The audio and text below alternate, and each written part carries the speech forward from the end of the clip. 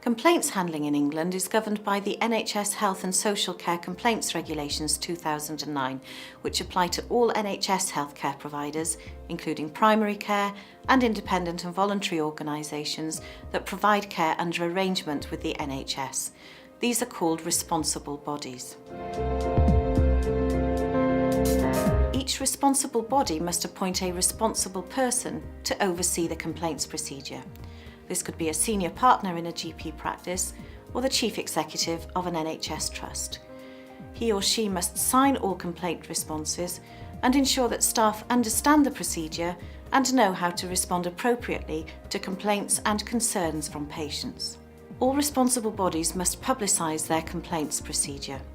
That might be on posters, leaflets, or on your website, and your complaints manager could also provide information when patients need it.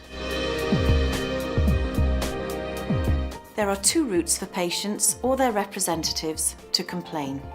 First, locally, to the practice or hospital, for example, and second, to the Parliamentary and Health Service Ombudsman.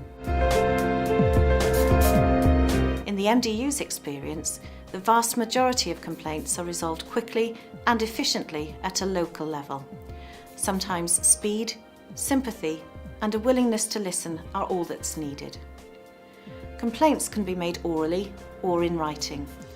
An oral complaint that can be resolved in one working day doesn't need to be acknowledged in writing. All other complaints, however they are made, must be acknowledged within 3 working days from receipt. Your complaints manager must make a written record of when the complaint was received and provide the complainant with a written record of a complaint that was made orally. You should offer the complainant the opportunity to discuss their grievance and tell them how you propose to handle it and how long you think it will take. As always, it's advisable to put this in writing. If patients need support in making their complaint, you can direct them to PALS or the NHS Choices website. The next step is a thorough investigation of the issues raised in the complaint. It can be helpful to meet the patient face-to-face to gather information for your response. You may want to invite an independent conciliator too if the patient agrees. Record the meeting and make sure all parties agree the minutes. Once your investigation is complete, write a full detailed report for the patient. If you can't do this straight away, let the patient know why. Finally, keep a record of all the action you take in response to the complaint, including correspondence and your final report.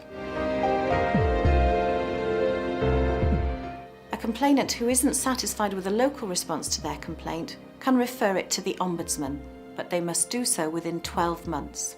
The Ombudsman considers each case on its merits, but won't investigate a complaint about a local decision just because the complainant is unhappy with the outcome. There has to be evidence that the decision was wrong. If an investigation goes ahead, the Ombudsman will interview everyone involved. If you are summoned to meet with the Ombudsman, please contact an MDU medico-legal advisor beforehand. At the end of the investigation, the Ombudsman will send you a confidential report. If there are factual inaccuracies, let us know so that we can help you to get them corrected. You can't challenge the Ombudsman's report, though you can make representations about the conclusions and recommendations. Again, we can help you with this.